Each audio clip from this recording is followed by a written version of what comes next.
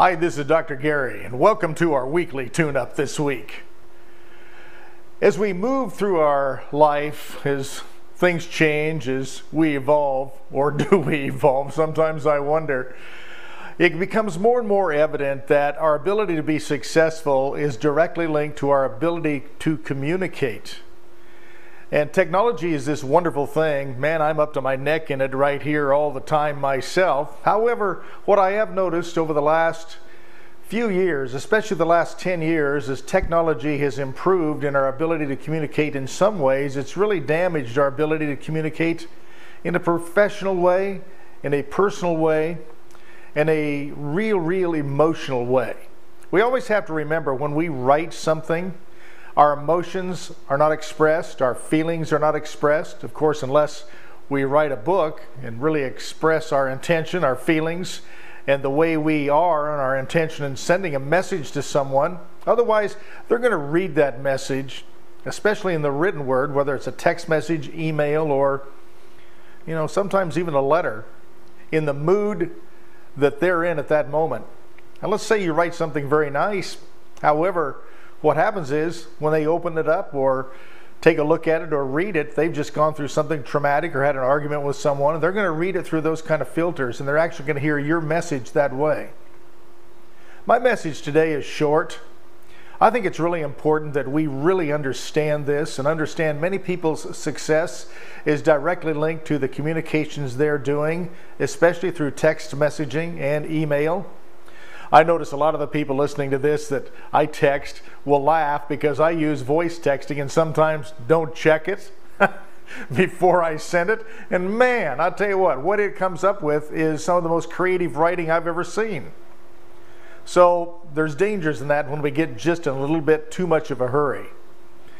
A lot of phones now are being developed where there's not even a telephone service on it. It's just texting and emailing. What that tells us is that we're losing our ability to communicate through voice, through conversation, oral conversation. And I want us to really pay attention in our own lives right now and what's going on in your life, especially with your spouse or loved ones or people that are far away, where you now email them or text them rather than call them on the phone. Yes, I know calling on the phone sometimes ties us into a conversation we really don't have time for. And what does that say? We haven't got time for the people we love. We haven't got time for the things that matter. And it's time to slow things down a little bit. Sometimes we have to slow down before we speed up.